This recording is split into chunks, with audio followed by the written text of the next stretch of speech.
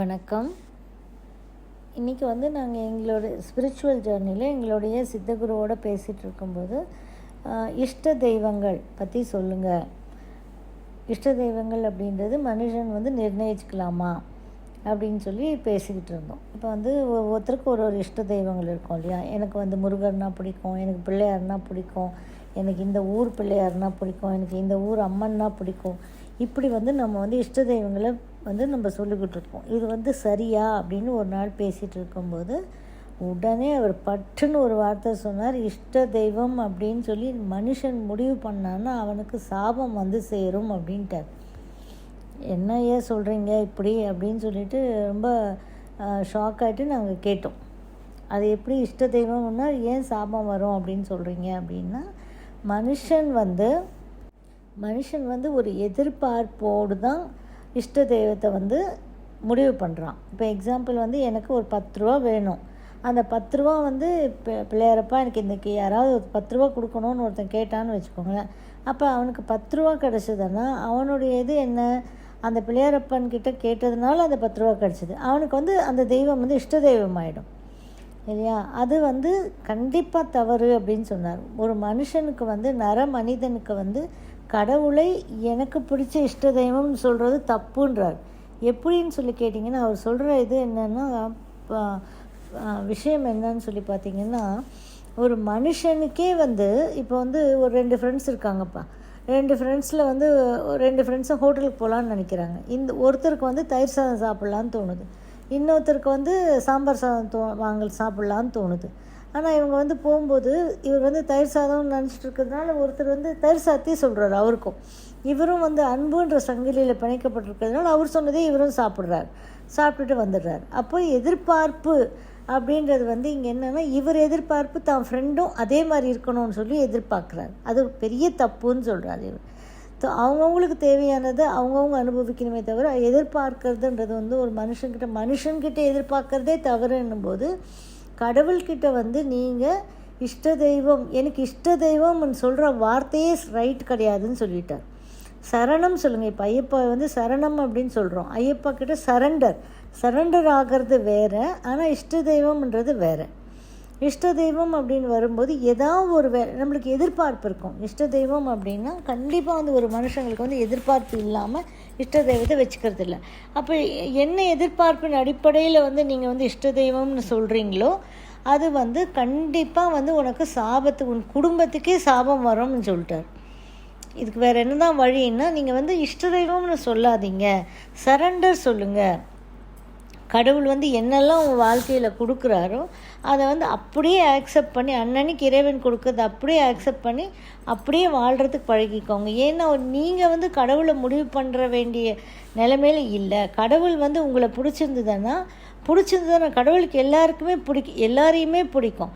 கடவுள் அதுக்கு நீங்கள் தகுதியானவங்கன்னா தேடி வருவார் கடவுள். அப்போ கடவுள் இந்த கடவுள் தான் எனக்கு பிடிக்கும், அந்த கடவுள் தான் எனக்கு பிடிக்கும் அப்படின்னு சொல்கிறது எப்படின்னா, கண்டிப்பாக ஒரு எதிர்பார்ப்பின் அடிப்படையில் தான் இருக்கும். இப்போ நம்ம எக்ஸாம் பாஸ் ஆகணும்னு சொல்கிறோம். இந்த கோயிலில் போய், பிள்ளையார் கோயிலில் போய் சாமி கும்பிட்றோம், ஏன்னா எக்ஸாம் பாஸ் ஆகணும்னு சொல்லிட்டு. அப்போ நம்ம பாஸ் ஆகிட்டோன்னா அது பிள்ளையார் கோயிலில் நம்ம என்ன சொல்லுவோம், சூர தேங்காய் போடுறோம், ஒரு தேங்காய் ஒடிக்கிறோம், இந்த மாதிரி சொல்லுவோம். அதனால் நீங்கள் பாஸ் ஆகலை. அது அங்கே நடத்துகிற ஒரு முறைப்பாடு, வழிபாடு. அந்த வழிபாடுன்றதை நீங்கள் செய்கிறீங்க. அங்கே யார் செஞ்சாலும் எங்கே செஞ்சாலும் அந்த வழிபாடுன்றது அவங்கவுங்களுக்கு அந்தந்த வேலைகள் நடக்கத்தான் செய்யும் அப்படின்னு சொல்கிறார். நீங்கள் எல்லாருமே பூமியில் 3 டைமென்ஷனில் இருக்கீங்க. கண்ணில் பார்க்குறது, காதில் கேட்குறது, வாயில் பேசுகிறது, இதுதான் உங்களுக்கு தெரியும். வேறு எதுவுமே உங்களுக்கு புரியாது. அன்னன்னைக்கு இறைவன் என்ன கொடுத்துட்ருக்காரோ நம்மள வாழ்க்கையில் அதை அப்படியே நம்ம வாங்கிக்கிட்டு நம்ம ஆக்செப்ட் பண்ணிக்கிட்டு வாழ ஆரம்பிச்சிட்டோம் அப்படின்னா அதுவே பெரிய ஒரு வரமாக நம்ம நினைக்கலாம் அப்படின்னு சொல்கிறார். இப்போ இதில் இஷ்ட தெய்வம் கூடாதுன்றீங்க, குலதெய்வம் அப்படின்னு சொல்லி கேட்கும்போது, குலதெய்வம் அப்படின்றத நீங்கள் பூஜை புனஸ்காரங்கள் செஞ்சு வழிபடணும்னு அவசியம் இல்லை. குலதெய்வம்னா உங்களுடைய குலத்தில் யாரோ பின்னாடி பிறந்தவங்க சில வழிமுறைகள் எடுத்து வச்சுட்டு போயிருப்பாங்க. தட் இஸ், இந்த நாளில் இந்த சாப்பாடு சாப்பிட்டா நல்லது, இந்த நாள் இந்த பூஜை பண்ணால் நல்லது அப்படின்னு சில வழிமுறைகள் எடுத்து வச்சுட்டு போயிருப்பாங்க. அந்த வழிமுறைகளை செய்யுங்க. அந்த வழிமுறைகளை செய்கிறது தான் குலதெய்வ வழிபாடு. அந்த குலதெய்வ வழிபாடுன்றது வந்து அங்கே வந்து நீங்கள் வந்து உங்களுடைய இஷ்டத்தை வந்து இது பண்ணலை. குலதெய்வ வழிபாடுன்னா நீங்கள் உங்களுடைய குலத்தை காக்க வந்து அவங்க வந்து இறைவன்கிட்ட உட்காந்து அவங்க ப்ரே பண்ணுவாங்க உங்களுக்காக. இறைவன்கிட்ட அவங்க வந்து காத்துறதில்ல, அவங்க இறைவன்கிட்ட ப்ரே பண்ணி உங்களை காக்கிறதுக்காக போராடுவாங்க. அதுதான் குலதெய்வ வழிபாடு. அது இஷ்ட தெய்வ வழிபாடு கிடையாது. குலதெய்வ வழிபாட்டுக்கும் இஷ்ட தெய்வ வழிபாட்டுக்கும் நிறைய வித்தியாசம் உண்டு. நம்மளே அப்போ தான் யோசித்து பார்த்தோம். நம்மளே நிறைய பேர் யோசிக்கிறோம்ல, எனக்கு இந்த சாமி பிடிக்கும், ஏன்னா நான் ஏதாவது நினச்சிக்க வேண்டியிருப்பேன், அங்கே நடந்திருக்கும், அதனால் அந்த சாமி வந்து எனக்கு இஷ்ட தெய்வம், எனக்கு ரொம்ப பிடிக்கும்னு சொல்கிறோம். ஒரு மனுஷன் வந்து இறைவனை எனக்கு இந்த இறைவன் தான் பிடிக்கும்னு சொல்கிறதுக்கு அருகதையே இல்லாதவன் அப்படின்னு சொல்லிட்டார். ஸோ யாருமே வந்து இஷ்ட தெய்வ வழிபாடுன்னு செஞ்சிங்கன்னா சாபம் வந்து சேரும். அதனால் வந்து சரணாகதி அடைங்க இறைவன்கிட்ட.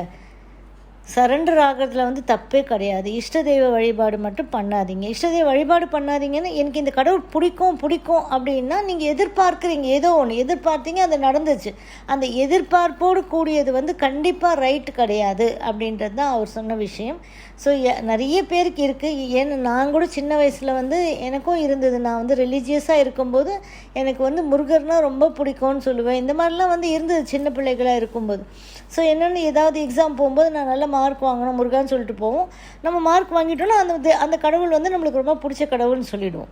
அப்போ கடவுள் வந்து அந்த இதில் வந்து அந்த தாட்டில் வந்து கடவுளை பார்க்காதீங்க, கடவுள்கிட்ட சரணடைங்க. அண்டு டெய்லி என்ன இறைவன் கொடுக்குறாரோ அதை அப்படியே அக்செப்ட் பண்ணி வாழுங்க. அதுதான் உங்களுடைய வாழ்க்கைக்கு வந்து ரொம்ப ஆனந்தத்தையும் சந்தோஷத்தையும் கொடுக்கும். சாபத்துக்கு ஆளாகாதீங்கன்னு சொல்லிட்டாரு. இது எங்களுக்கு சொன்னதுனால இது உங்ககிட்ட நான் சொல்லும்போது உங்களுக்கும் வந்து இது புரியும். நிறைய பேருக்கு இந்த இஷ்ட தெய்வம் அப்படின்னு சொல்லிக்கிட்டு இருப்பாங்க இல்லையா, அந்த மாதிரி சொல்லக்கூடாது.